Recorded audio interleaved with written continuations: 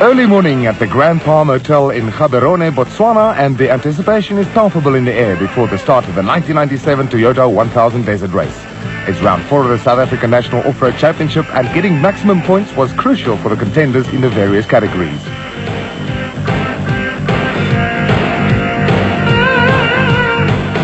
In the production vehicle category, reigning champions Api Reyneke and Robin Houghton had a 31-point lead over Cliff Barker and Malcolm Joubert, but there was no place for complacency.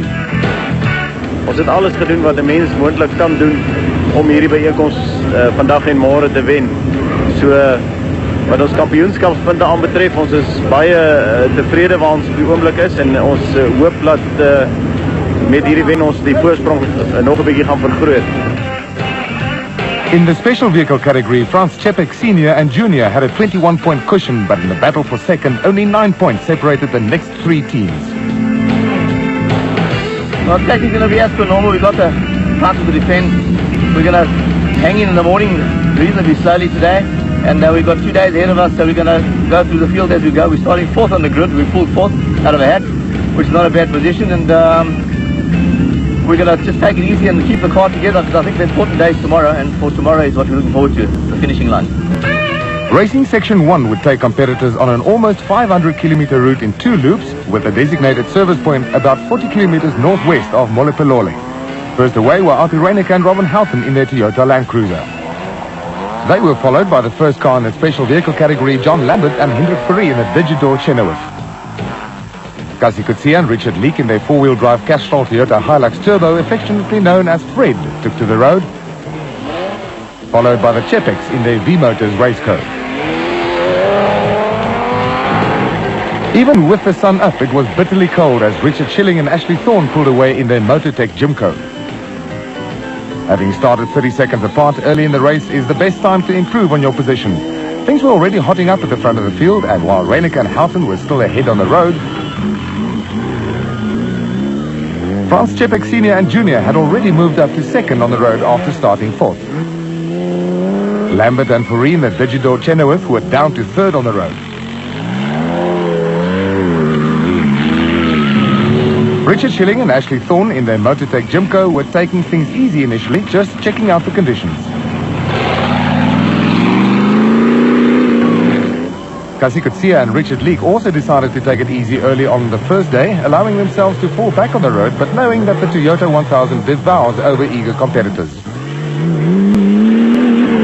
In car with Cliff Barker and Malcolm Joubert, and just ahead are Richard Carolyn and Nick Harper and Paul McMahon.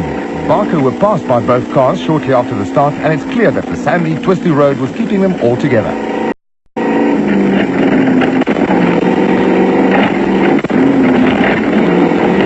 Some good rains a few weeks before the event left some water in the rivers, and numerous crossings were the order of the day. 1995 champion Greg Harvey and Boyce Stone in their Queen Motorspares Raceco were holding steady after starting 9th. Barberspan 500 winners Shamir Variawa and Liko Khan in their distinctive pink special, gingerly crossing the river and making sure that water doesn't get into the engine.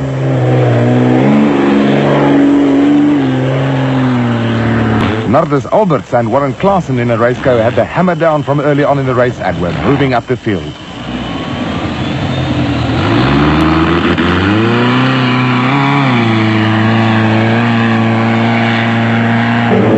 At the spectacular river bridge crossing about 13 kilometers outside Gaborone, just about the whole local community turned up to watch the event. The Chepeks had by this time taken the lead on the road and were pushing hard.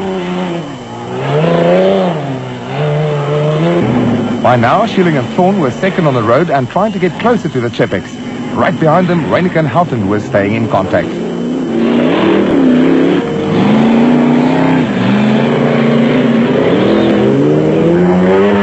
Four-wheel drive was a distinctive advantage up this slope. The mud at this point was getting worse as more and more vehicles churned it loose. Lambert and Fourie decided on the flat-out strategy, now lying 4th on the road.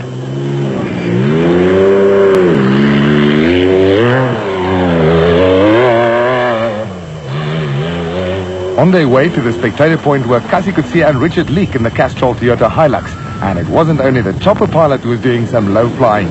The Toyota crew had some time to make up, and Coetzee had the hammer down as he sped along the sand.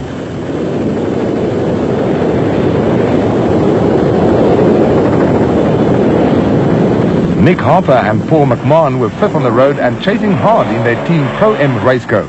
That steep slope was getting tougher and tougher to overcome. A beautiful sight, the water in the river, with the leaders of Class E in the production vehicle category, Llewellyn Anthony and Chris Birkin in their Toyota Hilux, still 10th on the road.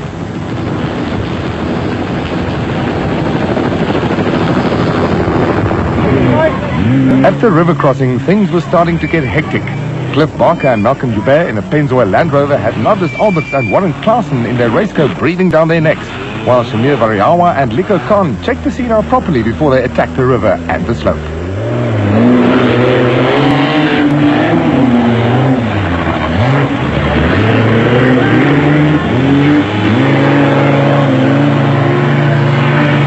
Robert Walker and Donovan Roscoe in the Superpave Raceco were pushing hard and had already passed quite a few cars that started ahead of them.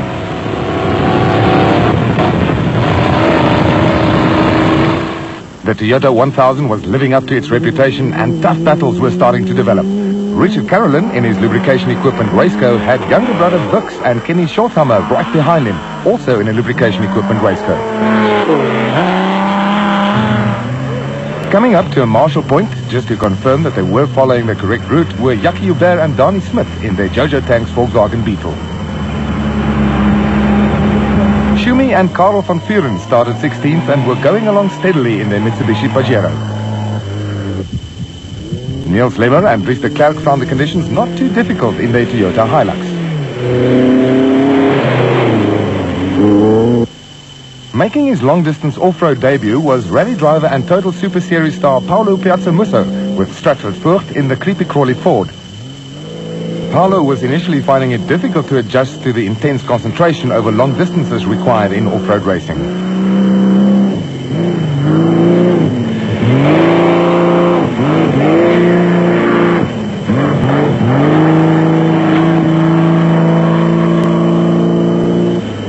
Neil Woolridge and Paul Vermaak, who won their class in the Sugarbelt 400 on debut in the Mitsubishi Pajero, were attempting to repeat that performance and were chasing Lemmer and de Klerk in their Hilux.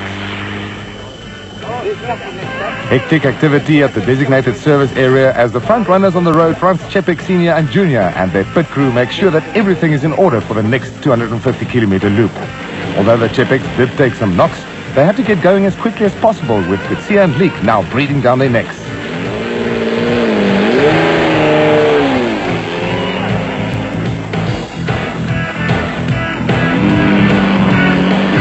John Lambert and Hendrik Fourie were in the pits at the same time and were trying to make up some time by getting away quicker than the Chepeks. No serious problems for them either.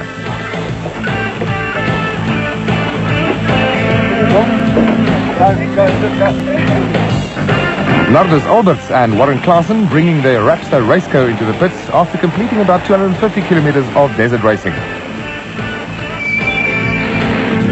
Now, behind Kutsia and Leek in the production vehicle category, Artie Reinecke and Robin Houghton with their Toyota Land Cruiser in and out of the service area in no time. There was frantic activity after the pit crews for the Carolyn brothers and Richard Schilling arrived late at the designated service area. We asked Bux Carolyn about the conditions. It's fast out there, but the sand's very thick and we're having problems with the engine temperature. Otherwise, it's fine. Jackie Joubert and Donnie Smith's Jojo Tanks Turbo Beetle getting a quick checkover, while Harry Roscoe's Raceco gets fuel. Carolyn and Schulthammer leaving the service area refreshed and keen to take on the opposition, as Natalians Derek Pindway and Craig Jackson in their Quickford Raceco arrive at the end of Loop 1. About 50 kilometers into the second loop, and Kutsia and Leek, now first on the road, were flying. As were the Chepeks in their V-Motors Raceco.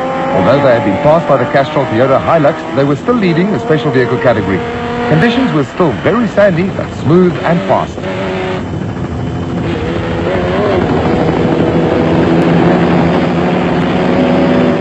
Lambert and Fourie in the Digidor Chenoweth were going extremely well and were about 3 minutes behind the Chepeks. The reigning production vehicle champions Artie Reinecke and Robin Houghton had fallen back to 4th overall because of a puncture, but were working hard to keep in touch with the front runners.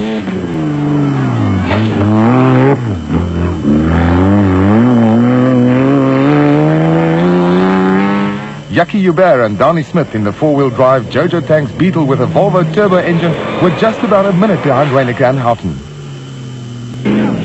Richard Schilling and Ashley Thorne in the Motortech Jimco were sixth on the road.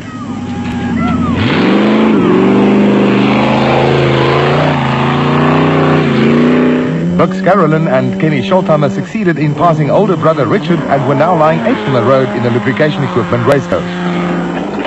Back on board with Cliff Barker and Malcolm Hubert in the Pennzoil Land Rover. After the recent good rains, the trees were lining the road, leaving a very narrow track for the drivers to follow.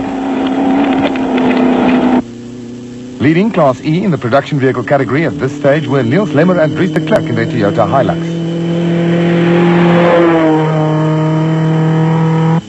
About 3 minutes behind them in Class E was the Mitsubishi Pajero of Neil Woolridge and Paul Vermaak.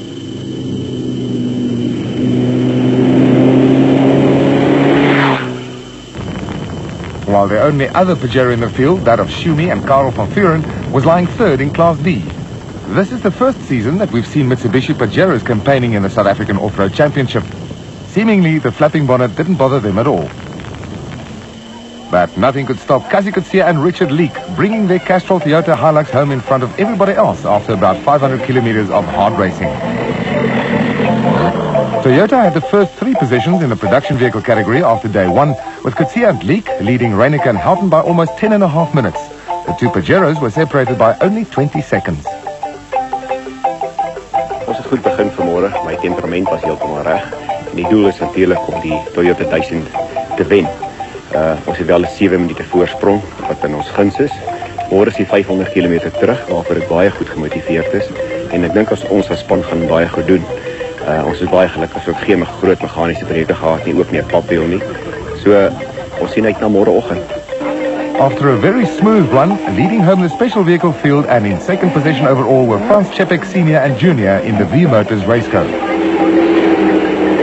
The father and son combination were just over 6 minutes behind Coetzee and Leek and had a comfortable gap over Lambert and Fourie. Hubert and Smith were in a solid third position.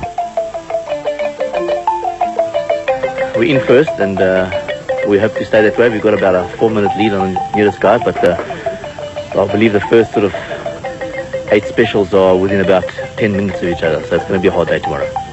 And a well-deserved rest at the overnight stop before an early start for day 2.